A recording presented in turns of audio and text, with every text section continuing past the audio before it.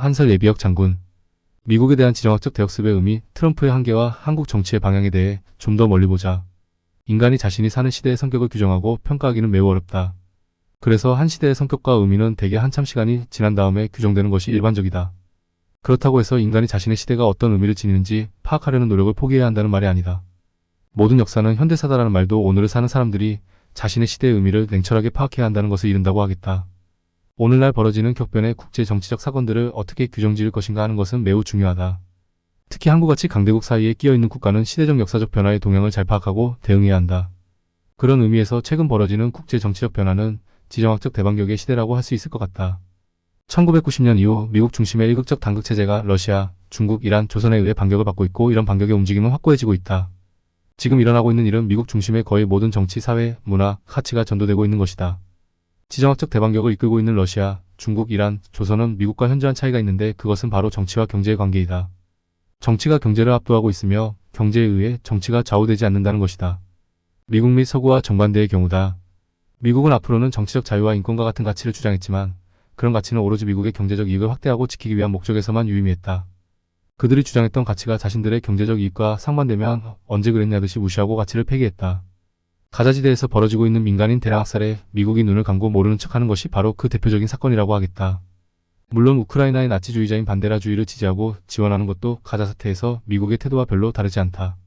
러시아, 중국, 이란, 조선은 정치가 경제를 압도한다. 이들 국가는 정치가 경제적 자본에 종속되는 미국 및 서구와 확실한 차이가 있다. 민주주의적 선거를 하느냐 안 하느냐는 미국과 이들 국가를 나누는 구분선이 아닌 것이다.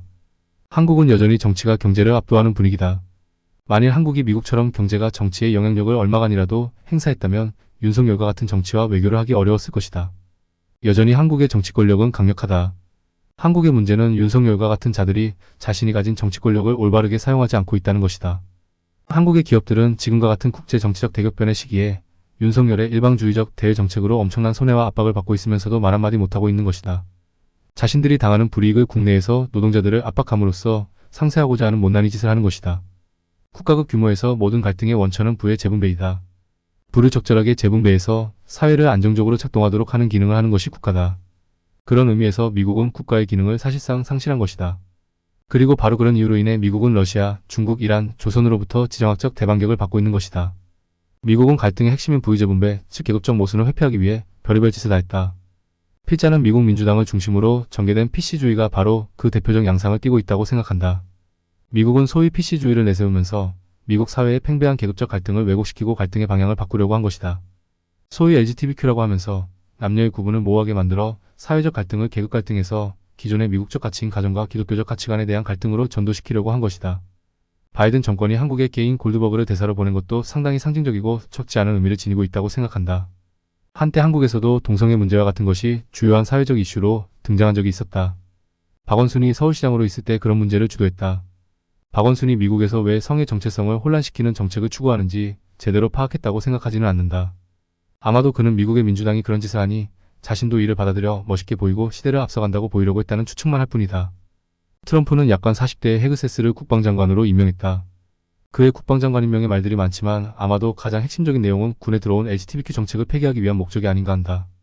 트럼프는 미국 정부를 바꿀 수는 없지만 적어도 군대만큼은 LGBTQ로 무너지지 않도록 해야 한다고 생각하지 않았나 한다. 지정학적 대반격을 이끌고 있는 러시아, 중국, 이란, 조선 모두 LGBTQ 문제에 대해 철저하게 반대를 하고 있다는 점도 동일하다. 미국이 지정학적 대역습을 당하게 된 것은 자신들이 직면한 문제의 핵심인 계급 갈등을 회피하기 위해 PC주의 같은 꼼수를 쓰면서 모면하려 했기 때문이다. 자본주의가 빈부격차라는 본질적 문제를 지니고 있다는 것은 다 알고 있다. 이런 문제는 회피한다고 해서 회피할 수 있는 것이 아니다.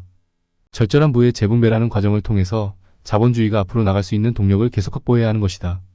미국은 그런 자기 수정의 노력을 방기하고 부의 지속적인 축적을 추구했다. 미국의 자본주의적 모순은 계속 누적되었고 이제는 수정과 개선도 하기 어려운 상황에 직면했다. 미국은 자신의 내부에서 발생한 문제를 완화시키기 위해 끊임없이 외국에서 전쟁을 시도했고 정복전쟁으로 얻은 전리품으로 모순을 상쇄하려고 했다. 현재 미국은 외국 정복으로 전리품을 얻어내지 못하면 유지되기 어려운 상태가 아닌가 한다. 우크라이나 전쟁, 이라크 전쟁, 시리아 침공, 리비아 문제 등등이 모두 이렇게 전리품을 얻기 위한 행위다. 그러니 트럼프가 들어선다고 해서 미국 내 모순이 해결될 수는 없다. 트럼프는 자본이 하나도 손해보지 않고 국가 전체의 경제적 부를 확대하여 빈자의 문제를 완화하겠다는 생각이다. 이는 내 손으로 코를 풀지 않겠다는 것이다. 근본적으로 성공하기 어렵다. 트럼프가 정말 집중해야 할 문제는 계급 갈등이다.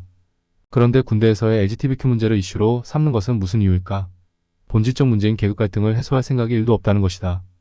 바로 이런 순간에 대륙 국가들이 지정학적 대역습을 시도한 것이다. 한국의 경우는 어떠할까? 윤석열을 비롯한 기득권 정치 세력들은 강력한 정치 권력을 가지고 있으면서도 적절한 부의 재분배를 통한 사회의 안정을 통한 국가의 생존과 지속적인 발전을 이뤄내지 못하고 있다. 미국과 비슷한 계급적 모순의 확대 재생산 과정에 돌입하고 있는 것이다. 한국도 시간이 별로 없다. 이미 체질 개선을 통한 재출발의 기회를 상실하는 과정에 돌입하고 있다. 한국이 처한 문제의 본질이 무엇인가를 정확하게 파악하는 정치인의 등장이 시급한 시점이다. 한국이 직면한 모순은 매우 구조적이다. 그렇다고 해서 한국의 구조적 모순을 기존의 사회주의적 혹은 좌파적 강령으로 해결하기는 불가능하다는 것을 명심해야 한다. 한국의 문제를 해결하기 위한 새로운 접근과 고민이 필요하다는 뜻이다. 한국이 현재 직면한 문제는 윤석열과 이재명 같은 정치인들이 보여주고 있는 포퓰리즘적 행위로 해결할 수 있는 수준과 범위를 한참은 넘었다는 이야기다. 우리가 진짜로 고민해야 할 문제다. 복잡하고 많은 고민이 필요한 문제를 아침에 커피 한 잔을 하면서 쏟아낸다. 조금이라도 달라지길 바란다. 좀 더 멀리 보자.